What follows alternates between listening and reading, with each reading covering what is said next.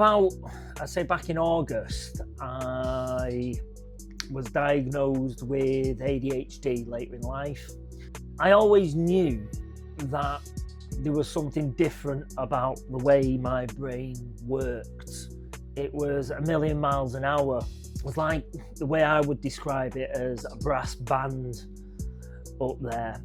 And in previous roles and jobs and life, it was a superpower because I could focus. So at times it was to, I wouldn't say my own detriment, but to the detriment of those people that was around me, because I would be so laser focused on a task or a job, I would forget anybody and everybody that was around me.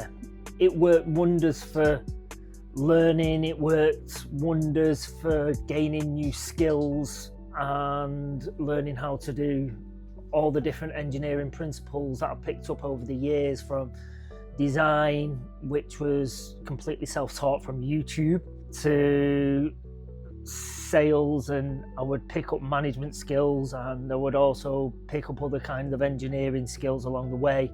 And I could focus. Once I got an idea in my head, what I did was I studied and studied and studied and studied. I would invest every minute of my day into what it was that I wanted to do.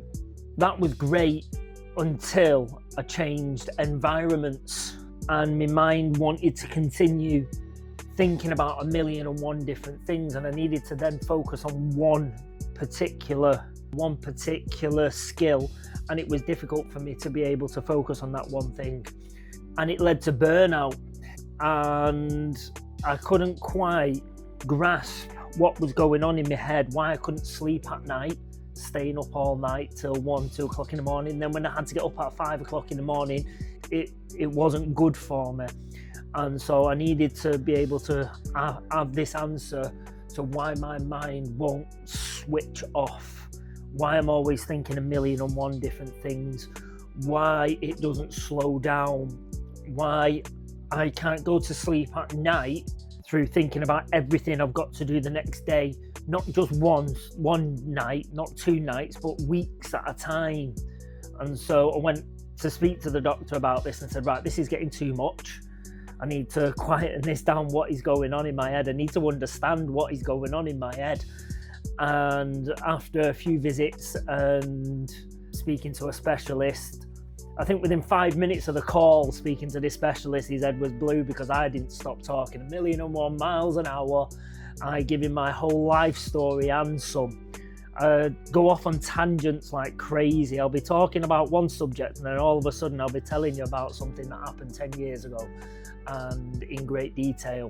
So I needed to answer that question, and what it did was, getting the answer to that question was, it was kind of like an epiphany. It was like, oh right, so that's why my mind works the way it is. It could be described as maybe I've got 3 people, 4 people, 5 people all talking all at the same time, and I'd switch to one of these people dependent on the circumstance that I'm in. So it was good over the years because I wore so many different hats in my careers that I could switch to a different persona, a different person, a different way of relating for what I needed to achieve at that process or that point in time. However, what it did is it made me forget who I actually was. I wore all these different hats for all these different careers, and I forgot the person that I was. I'm a this person, I'm a that person. I was one person for my children, I was another person in work, I was another person with my friends, and then depending what I was doing in work, I could be, if I'm engineer Gav, I'm engineer Gav, or if I'm Gav that's off giving a presentation, I'm Gav that's off giving a presentation, or if I'm manager Gav, or if I'm salesperson Gav, I'm like, got to the end of it and I'm like, which Gav am I? You know, it's like, I need to understand which Gav I am. Getting that diagnosis helped me. What it's enabled me to do is it's enabled me to understand that the crazy way I go about doing things is normal for me.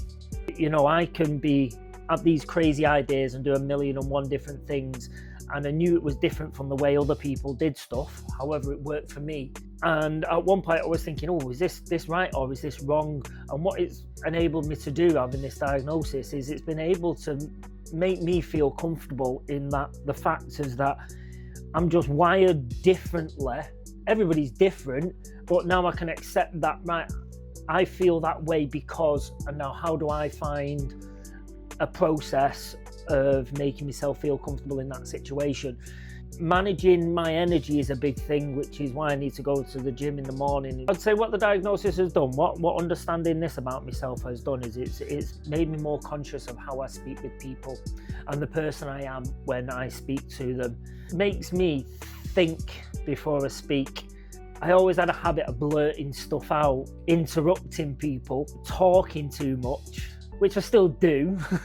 I'm never going to be able to stop doing that, I don't think. But it will also make me more conscious of when I'm having an interaction with people, of whether I'm talking over them or talking with them. And I'm still learning about myself. And I think this is a journey that I'm excited about, if I'm honest, because I like the fact of that I can think of 1,000,001 different things all at the same time, and understanding how I manage all my thoughts is going to be an ongoing process for as long as what I can picture. But knowing that that's why I do it, I think it just gives me a little bit, I would say, made me feel a little bit more comfort in the fact of that I'm not as crazy as I thought I was, when I'm thinking, why is all this going on? I'm losing my marbles. But it's not I'm losing my marbles. I just hadn't figured out the right process for me to be able to manage my energy, manage my emotions, and then also interact with people like they would expect another human being to interact with them, and not just Gav flying in at 1,000,000 miles an hour and giving them a shed load of information and they're like, I just don't know what to do with all that. Because that was something that I found myself doing. When I would talk with people, I would have all these thoughts in my mind and I would think of 1,000,000 different things 10 steps ahead, and I would explain it to them and they'd be like, well, oh God, what's going on here? I feel like you've missed 5 or 6 steps. But that's because I shot so far ahead. So now when I explain something to somebody or I have a conversation with somebody, I try to think about, right, am I going to come across in the way that they're going to understand me?